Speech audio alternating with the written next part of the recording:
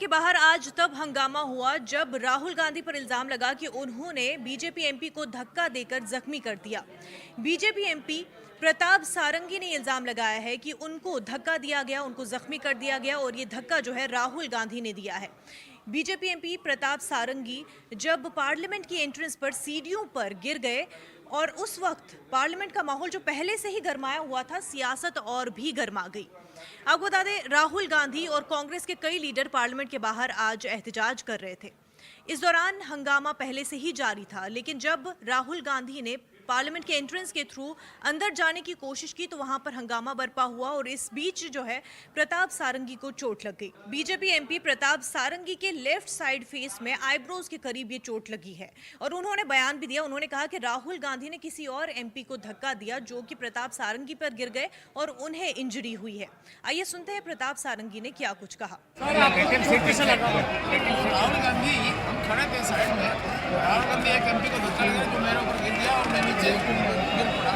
इस इल्जाम पर सफाई देते हुए राहुल गांधी ने कहा कि उन्होंने किसी को भी धक्का नहीं दिया है, बल्कि वो प्रदर्शन कर रहे थे। उसके बाद वो पार्लियामेंट के अंदर जाने की कोशिश कर रहे थे। एंट्रेंस पर जब वो पहुंचे और उन्होंने सीढ़ियों से ऊपर जाने की कोशिश की, तब बीजेपी एमपीओ ने उन्हें रोका, उन्हें धक्का दिया, यहाँ तक कि उन्हें धमकाया भी।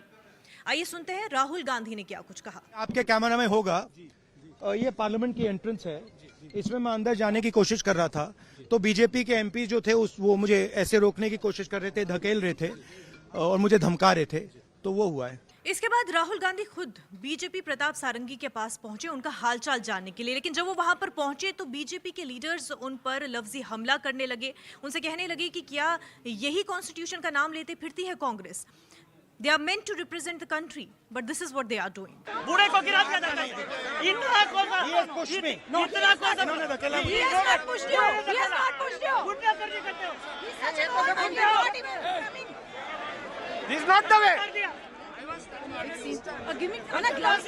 ये पूरा मामला तब शुरू हुआ जब अमित शाह ने अंबेडकर के हवाले से बयान दिया। अमित शाह ने कहा था कि अंबेडकर का नाम लेना आजकल काफी फैशन हो गया है। जितना अंबेडकर करते हैं उतना भगवान का नाम लेते तो स्वर्ग ही मिल जाता। इस पर कांग्रेस हमलावर हुई। मल्लिकार्जुन खड़गे ने भी बयान दिया था और तब से कांग्रेस प्रदर्शन कर रही है। उनका कहना है कि अमित शाह ने अंबेडकर की इंसल्ट की है।